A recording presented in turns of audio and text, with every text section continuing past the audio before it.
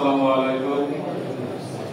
আমি আজকের এই মসজিদে আমি এবং আমার সাথে যারা রয়েছে জালপাটি এবং শিশু পর্যায়ের নেতৃবৃন্দ সবাই আজকে আপনাদের সাথে এই পবিত্র জুম্মার অংশগ্রহণ করতে পারে মহান রব্বুল আলামিনের কাছে শুকরিয়া আদায় করছি।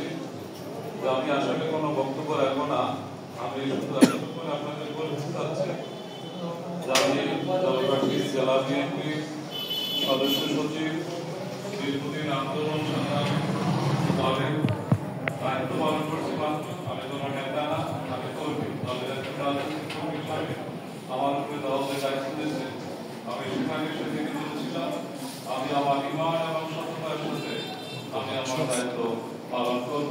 আমি ইনশাআল্লাহ সে দায়িত্ব পালন করতে সক্ষম হয়েছি এবং আমি আপনাদের এই এলাকার ছেলে হিসাবে আমি জালপাটি আইনজীবী সমিতিতে বিপুল ভোটের ব্যবধানে আমি ইতিপূর্বে সেক্রেটারি নির্বাচিত হয়েছি, ইতিপূর্বে সভাপতি নির্বাচিত হয়েছি, বর্তমান সময় আমি সভাপতি হিসেবে বিপুল ভোটের ব্যবধানে নির্বাচিত হয়েছি। আপনারা জানেন যে আগামী 26 ফেব্রুয়ারি মাসের 11 তারিখ সম্ভবত বাংলাদেশে একটি জাতীয় সংসদ নির্বাচন হবে। আমাদের দল বাংলাদেশ জাতীয় দল বিএনপি সেই দল এই নির্বাচনে অংশগ্রহণ করবে এবং দল থেকে অনেকেই সেই নির্বাচনে মনোনয়ন প্রত্যাশী।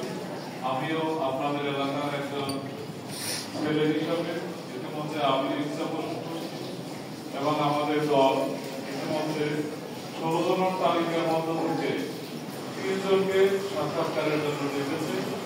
3 জনের মধ্য থেকে হয়তোবা একজনকে মনোনয়ন প্রদান করবে এবং আমাদের দলের নেতৃত্বের যে নির্দেশনা যে ঘোষণা যে দেওয়া হয়েছে আমি ইনশাআল্লাহ আশাবাদী যে আমাদের দল থেকে আমি মনোনয়ন পাবো। আমি আজকে এখানে আপনাদের মাঝে গণসংযোগ করেছি, আপনাদের মাঝে উপস্থিত করেছি, আপনাদের এলাকার আপনাদের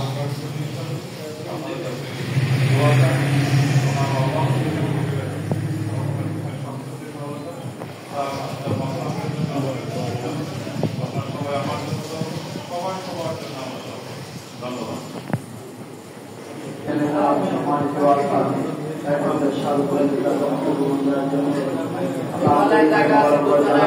ধন্যবাদ।